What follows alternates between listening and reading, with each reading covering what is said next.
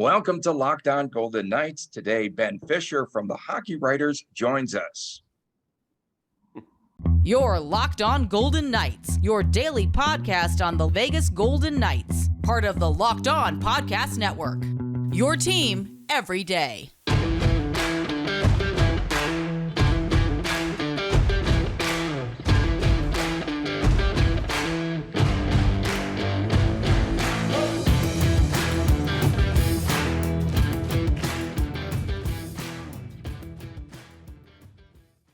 And Chris Golick in Las Vegas. I am at Tony Dasco on Twitter. He is at TD Chris G on Twitter as well. And you could also find us at Lockdown VGK on YouTube, thanks to Chris. And make sure that you subscribe and Locked On VGK on Twitter as well. You can find us just about everywhere. And thanks for making us your first listen each and every day. And our podcast is free and available wherever you do get your podcast. Ben Fisher from the Hockey Writers, who covers the VGK, joins us. It's been a couple of years there, Ben. Haven't spoken with you, but we appreciate you joining us today. Been that long? Wow, yeah, I guess. Well, good to be back, Tony. Thanks for having me. All right. Yeah, and I want to start off by getting your impression of the Vegas Golden Knights and the offseason. Let's talk the offseason first and some of the moves, your thoughts as well on the new coach, Bruce Cassidy.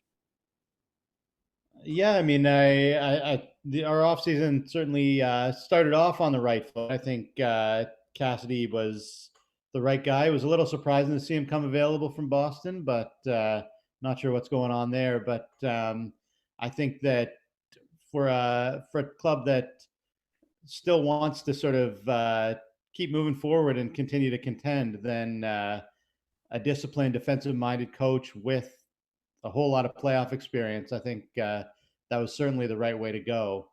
And I've seen from development camp and from some of his early interactions with some of the players that he's already instilling new defensive system, and he's certainly got a structure in mind that he wants. And so, not that you can evaluate anything in August, but it certainly looks like an encouraging start. Excuse me. You mentioned the defensive system, and Pacioretty very famously did that recent podcast with the Raw Knuckles, I believe. And Pacioretty was very high on where the team was defensively as far as positioning and such goes. What differences specifically from the defensive system do you think we might see? It's a great question, Chris. I just look at the Bruins blue line from the last few years, and I know, I mean, obviously different personnel, but when you look at, say, Charlie McAvoy and even a Grzelcyk, and they've got I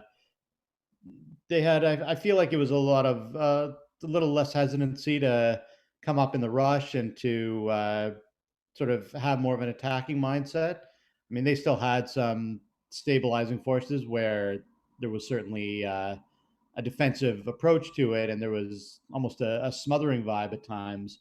But even over Cassidy's years, as that changed, that seemed to be a bit of a consistent quality across a number of those seasons. And so I look at a guy like Shea, and I mean, for as much as he's certainly improved over the last few years, I think there's still some room to grow, and I think some consistency maybe for a little bit more risk, especially with a lot of defensively accountable and responsible guys that are around him. So I think that should be interesting to watch.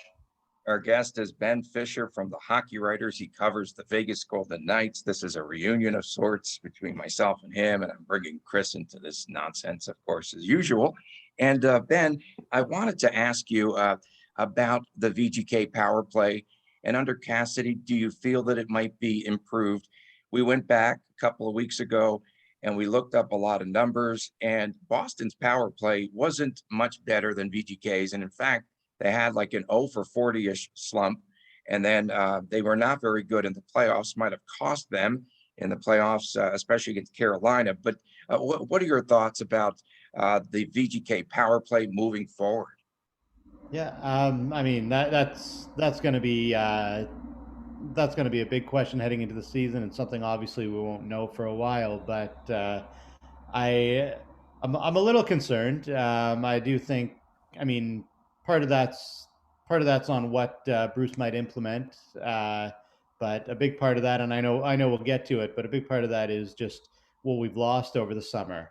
And I mean, for an offense that was middling, I think we were around 12th, 13th in the league in terms of goals scored, and to lose out on about, what is it, about 39 goals in Pacioretty and Dadonov with not a real clear, obvious replacement to that, then I mean, I think it's I think there's a system to be established on the power play, but I think personnel is also going to be a big question mark. And I guess, I guess we'll see what Cassidy has up his sleeve, but that's going to be certainly something interesting to watch.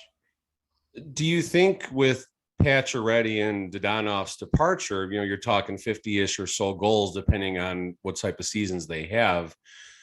Do you feel there's like one or two players that will take over that scoring, or will it be spread out? Could this be where someone like Raswan or, Mannion, even for that matter, just kind of explode on the scene and have big seasons?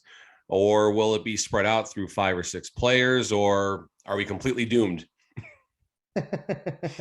Oh, completely doomed. Definitely. I think. All right, I'm going to shut the show off. I'll see you guys later. No, and you really hit on it right there with, I mean, Vegas is in a position with a few guys that hopefully are NHL ready. And I mean, Brisson's a guy that I'm really going to be watching closely in training No camp.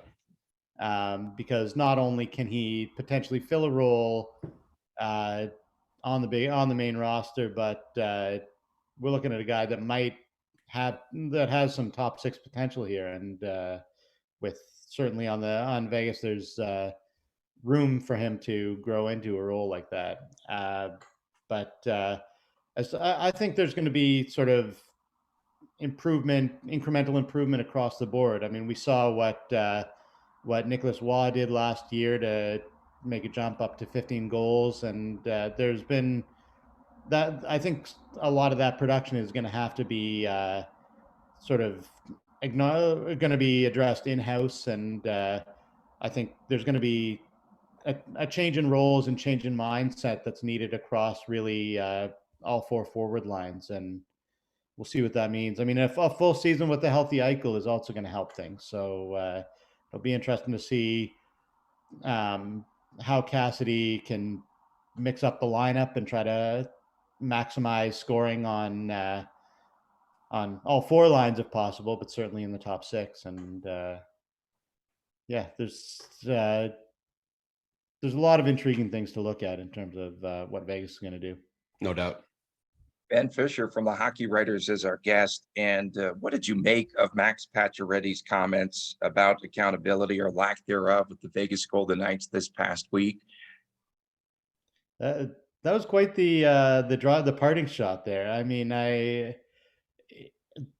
no accountability thing confused me a little bit, and maybe it's something we're not in the room, we don't see it, we don't feel it, but I just think this is a franchise that's accustomed to success from day one, and so right from that first season, you established this expectation of, like, forget the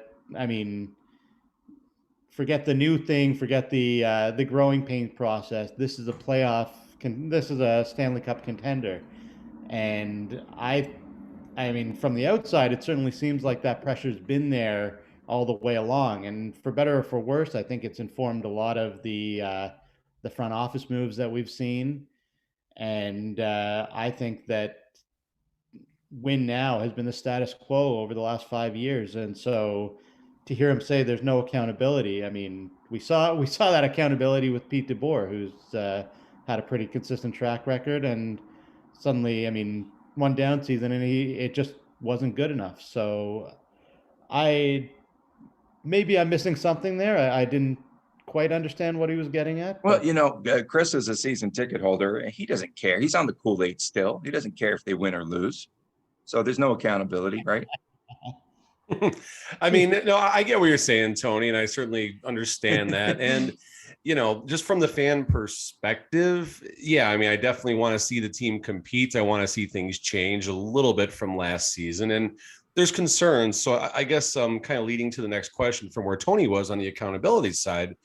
And something me and Tony discussed, it was your Mondays or Wednesdays show, I can't remember, but how do you feel, Ben, about how is does Bill Foley even, first of all, care about those comments that Pacioretty made, in your opinion? And if he does care, how do you feel he acts on that? Like, does he sit down McCrimmon and like, hey, we can't have this happening this season, you got to get on the coach? Or do you think that's, he's just letting Pacioretty kind of take his shot and in one ear out the other? It's interesting. I mean, he certainly heard the comments, and I do think, whether he's willing to admit it or not, I do think that they probably sting a little bit, and there's probably a bit of recoil or a bit of a reaction to that. How much he's going to respond to them, I'm not sure. I mean, I think that's something that he certainly would have preferred to hear in private when Pacioretty was a part of the team and one of the veteran leaders here. But no, I think that Foley, and I think that McCrimmon and Gallant, I think it's a group that is pretty assured in what they're doing. And I mean, if they were going to be that sensitive to criticism, then I hate to say it, but the last couple of off seasons, I feel like they don't care. It's fair. They don't care. Just say it. Well, hey, they want to win. They've got their vision in mind, and they're continuing to execute it. And for the time being, I think that we'll see how this season goes. But I think you can sort of look at last season and sort of shrug it off on account of injuries, like obviously the injury luck, and recognize that this is still a talented enough roster to make some noise in the playoffs and just move forward. Whether that's what's going to happen or not, I guess remains to be seen. Yeah, coming up next, we will talk to Ben about Max Pacioretty, who takes his spot on the top line. We'll return with more after this. You're listening to Locked On Vegas Golden Knights. If you haven't tried Built Bar Puffs yet, you are depriving yourself of one of life's greatest joys. And guess what? There is a new flavor. Are you ready? It's delicious, indulgent cookie dough. That's right, cookie dough covered in chocolate. That's right. Built has done it once again. Let us introduce you to our new favorite, cookie dough chunk puffs. And they are really good. They have a light and chewy texture, real cookie dough chunks, and of course, covered in 100% real chocolate. I think I might have said that already, but all of the joys of eating cookie dough without the hassle of making it. Plus, it is very healthy for you. And myself and Chris, we devoured our cookie dough chunk puffs. 160 calories, a whopping 15 grams of protein in them.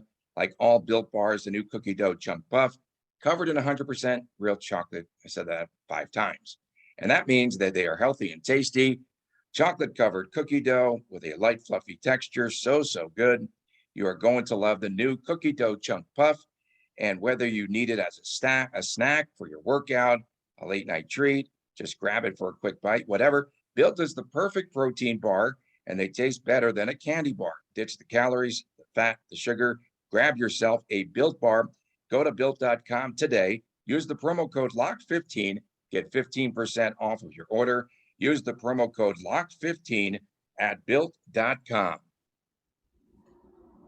Welcome back to Locked On Golden Knights. Thanks for making us your first listen each and every day. Our guest today on the show, Ben Fisher from the Hockey Writers. And Ben, you wrote an interesting article this past week. First of all, where can the fans find you?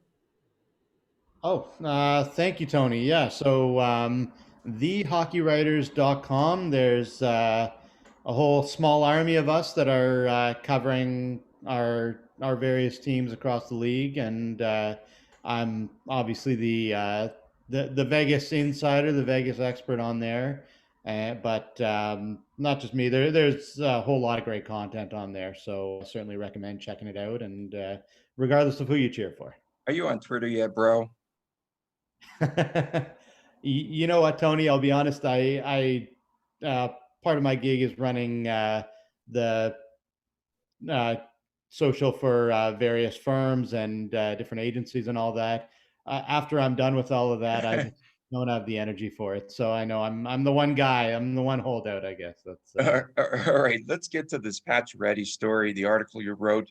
With his departure, a void on the top line. Who do you feel replaces him? Well, if you read that one, I gave a couple of different options, and the the one guy that I really think is going to get a long look there, I mentioned him earlier, but Nicolas Roy. Now, of course, he needs to sign first. Right now, he's currently an unsigned restricted free agent, of course, but I do think that he really showed management something last year with his jump, and still 25 years old. Huge improvement when given a bigger opportunity, and I think that he's one of the first guys that you look to flank Eichel on the wing there. As far as the lines in general go, I've seen a lot of chatter about Stephenson. My son's wandering in here. Say hi, Chris. I've seen a lot of chatter about Stephenson going back on the wing, and he had so much success between limited, obviously, with all the injuries, of course, but with Stone and Pacioretty. I think McCrimmon actually made the comments that statistically that was one of the top forward lines in the NHL. So do you feel Stephenson should stay as a line 2 center, obviously knocking William Karlsson down to line 3, or is Stephenson possibly the way, and this is not the way, I like Nick Roy up there. That was Nick Roy is my first choice to go on that top line, I think. But I also think Marchessault should be with him on that line. But back to my question, do you feel that Stephenson should get back to the wing, or should he be, like a line 2 center, so to speak? I mean, I think that we don't know what Cassidy has in mind yet, but I do think that even last year with DeBoer and just the front office in general, I think that Stephenson's versatility is really valuable, and I think they're gonna. I mean, I think that Vegas is going to continue to look for players like that. They've sort of shown a trend towards being able to mix and match, and I mean, as we saw last year, it was almost it was almost like the NBA turning with positionless basketball, where you really had these defensemen playing forward. Yeah, exactly. That's right.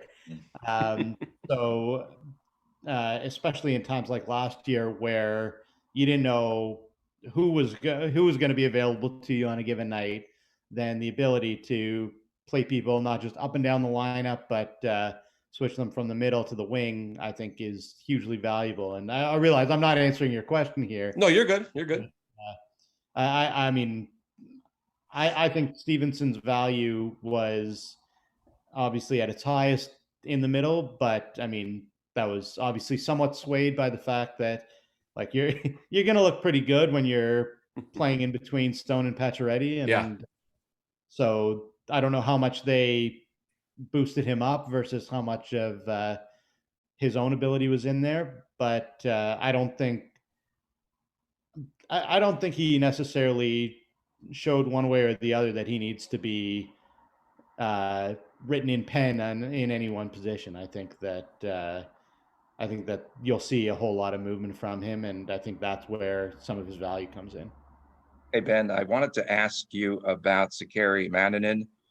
Interesting and intriguing player from Finland, played in the KHL. I think, he scored the winning goal in the Olympics for the gold medal. And I wanted to see how is he going to fit in with this VGK team?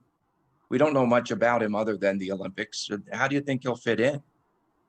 Yeah, I mean, that's one of the big questions. I haven't written it yet, but I'm certainly going to get to our biggest questions heading into camp, and that's right up there because I mean, it's from a cap management standpoint, from a business standpoint, to be able to try to find these diamonds in the rough over in Europe and in the K.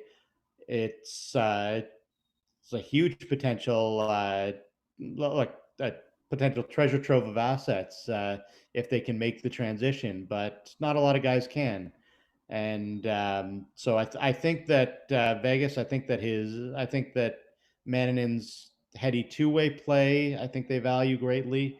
And again, we just talked about versatility, and he was a guy that if you look at him both on the Finnish national team and in the KHL, he played up and down the lineup. He was on checking lines at certain points, and he was also At 5'7" checking line. yeah, he was, maybe that won't transition over quite as well, but unlike William Karlsson, because he's from Finland, he can finish.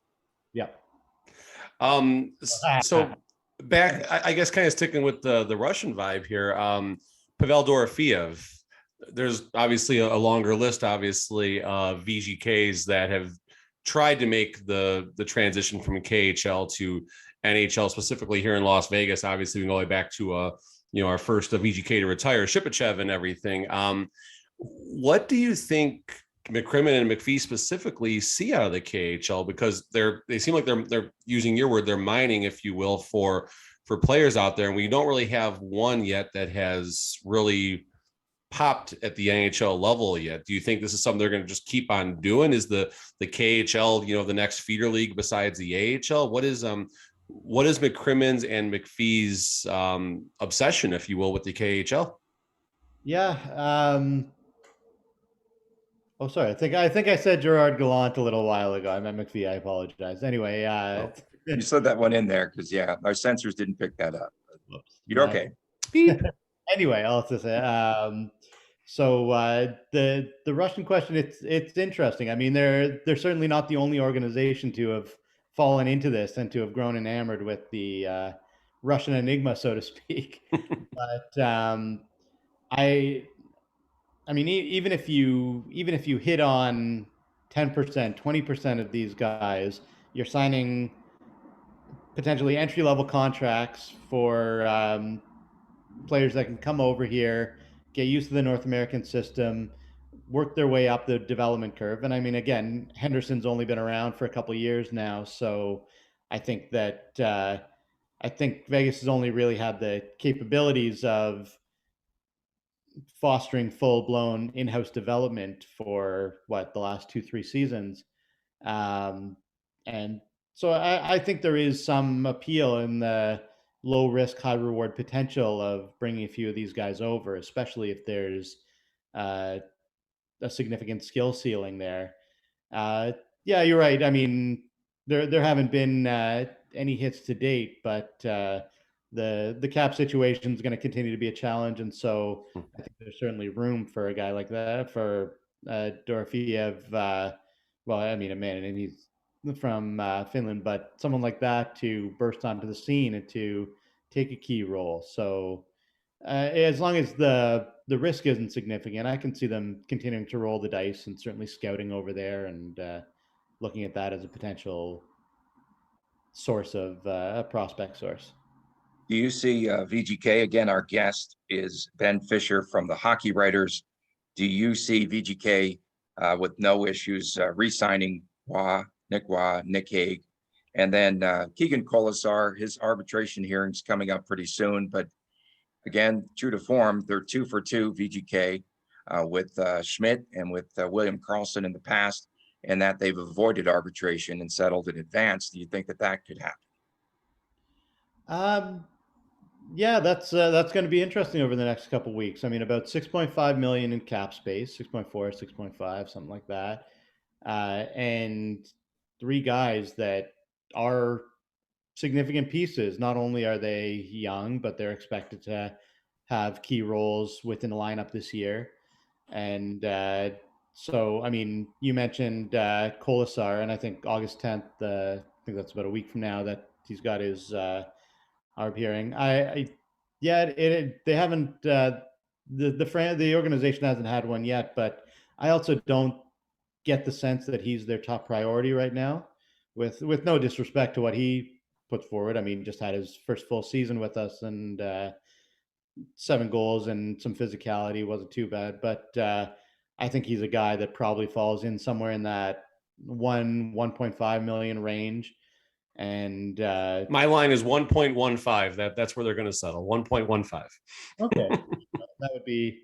I think that would be pretty reasonable given what he brings to the table. But I think it's the other two guys that are really going to be more of a challenge. Now, apparently, was further along in contract negotiations, or so I've seen reports. But you look at Ottawa just signed Matthew Joseph 4 years, and I think just under 12 million. And he was, when you look at the comparables, similar numbers last year, same age, same draft, same round of the same draft actually as Nicolas was. So there's certainly parallels to be made there, and he's getting about just under 3 million. So that's probably a pretty reasonable ballpark figure for him. I mean, it's possible they could give him extra years and hopefully cut down on the annual average value, but we'll see how that plays out. And then I think Nicolas Hague is the biggest question mark here. I think that, I mean, if his camp's probably looking at his value and saying, yeah, you guys had me in the top 4 at times last year. He's 23 years old, not arbitration eligible. So obviously, I mean, you guys know his strength there. I mean, 6'6" frame, big, powerful shot. He should be a part of our blue line for hopefully the next number of years, and so I think that's going to be potentially a tougher negotiation. And we all remember, what was it, 4 or 5 years ago, Shea Theodore going through this exact same thing. So they might be in for a tough one trying to get him. It might be down to the wire trying to get him here for training camp, but we'll see. It's been a very wild, even starting with the draft and free agency and all the trades that have been made. It's just been complete mayhem, for lack of a better term. It's as long as I've been just enjoying hockey, I won't say covering hockey, just enjoying hockey. This has just been the wildest offseason that I can recall. So what do you think comes around the trade deadline with just all the moving pieces there could be? And how aggressive will VGK be given their limited cap space? We don't know what injuries might pop up or something like that. But ultimately, where I'm going is if a Mark Stone or someone of high value does suffer an injury, possibly leading up to the playoffs again, do you see VGK doing a huge deadline splash at like a Patty Kane or Jonathan Taves type move as a rental? I mean, would VGK take a shot like that if they needed to, do you think? Well, McCrimmon hasn't been known for conservatism, so I think yeah. I mean, I think they are. I mean, they've pretty much announced that they're firmly in win now mode, and even though, I mean, yeah, you had to manage the cap and you had to make some concessions this summer, but this is still a team that's clearly not ready for a rebuild, and so if that means that come trade deadline time this year that they're right there in the thick of things, but just need another piece or two to hopefully give them that extra push, then yeah, I think ownership certainly has given the green light for that. I think that I think they're prepared for that. And you look at, I mean, if there are contracts that you could certainly still potentially move around and create some space. I mean, there's been some speculation on William Karlsson, which, not that he'd be an easy guy to lose, but quite frankly, the remaining years on that contract look a bit hazy right now. I mean, he's still a key piece. He's still right there in the middle of our second line, but I don't know. We'll see where things are at, and I mean, there are certainly a means to make things happen. They also have the prospect pool to potentially entice other teams when push comes to shove. And yeah, it's going to be an interesting. Coming up next, we're going to ask Ben about VGK, whether or not they will add another piece, another free agent to the fold.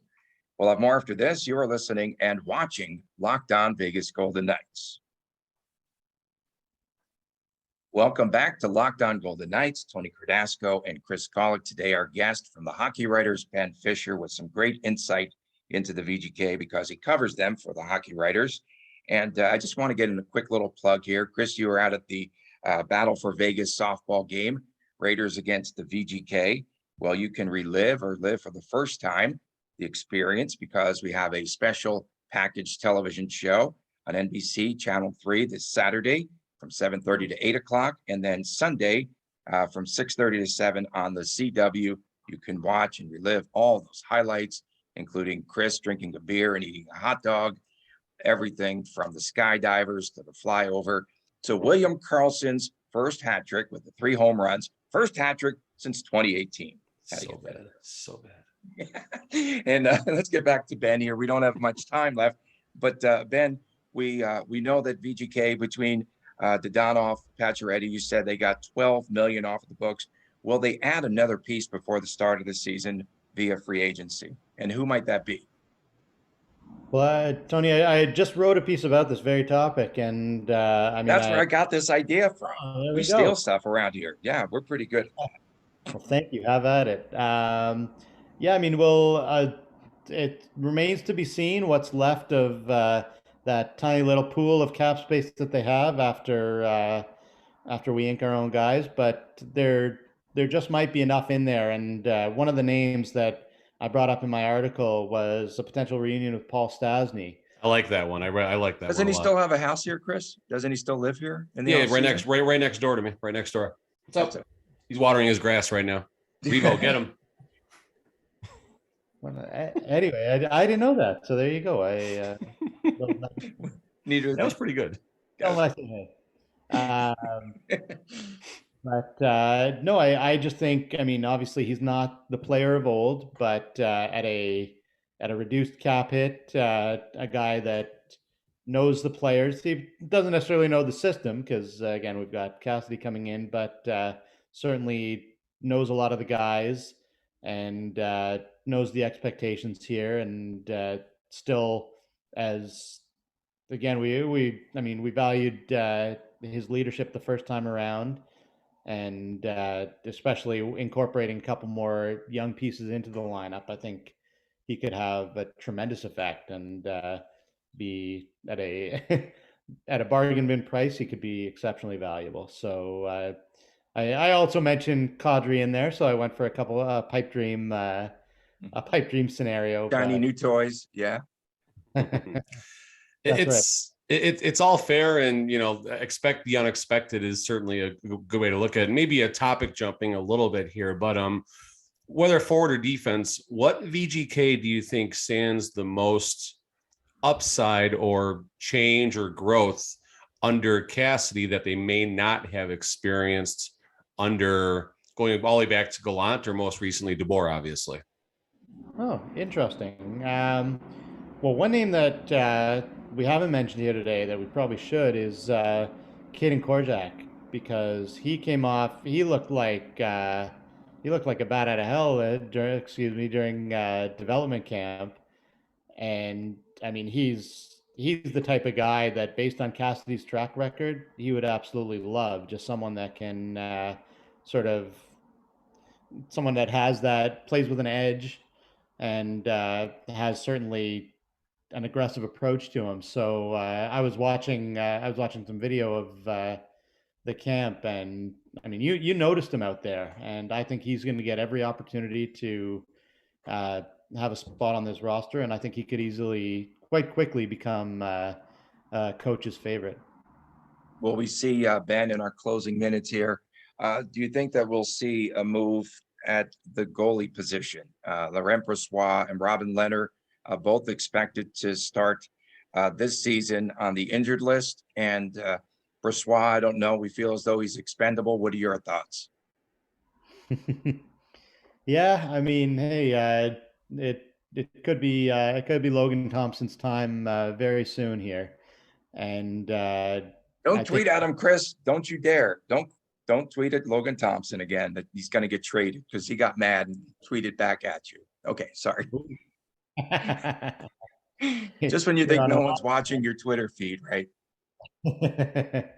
He hasn't tweeted since then. That's the funniest thing. But sorry, keep going. Didn't shut down his Twitter account over that one. It's literally his last tweet. I looked it up a while back. That's the mic drop moment. Yeah. I think this is an area where the team's a little bit handcuffed, quite frankly. I think there's the possibility, especially if injuries crop up or if there's some found cap space there, then there are a couple of, I admittedly haven't done a deep dive through, but there are a couple of goalies that with NHL experience that are still available that can be potential stopgap solutions. But I think right now this is who they're moving forward with, and hoping for the best in health, both physical and mental, for Lehner. And I mean, the thing to remember is that it was a bit of a rough season across the board last year, but we get so focused on cap numbers that Lehner and Brossoit are both bona fide NHL goalies, and I think they, not just that, but I think that as a tandem, they probably are right around the league average, if not a little bit above it. And so I think that if they can both be healthy and on their game, then we do have something in net that we can rely on, especially with the back end that we have to hopefully minimize chances. And that I don't think we necessarily need to break anything up just yet. Well, May 11th was the tweet. May 11th was the tweet. He's had 4 tweets since then, just so you know. So I'm in his head. He dropped the mic. Yeah, there you go. I'm in his head. To the donkey meme. Hey, Ben Fisher, thank you so much for joining us. You could find, of course, content at Hockey Writer for the Hockey Writers. It's at the Hockey Writer, I should say, on Twitter. And we'll catch up with you again in, let's say, a couple of years. Thanks, everyone. Book me in. Thanks. Hopefully we'll catch up sooner. And thanks again, my man, Chris Golick. I'm Tony Cardasco and Ben Fisher, our guest. See you again Monday right here on Locked On.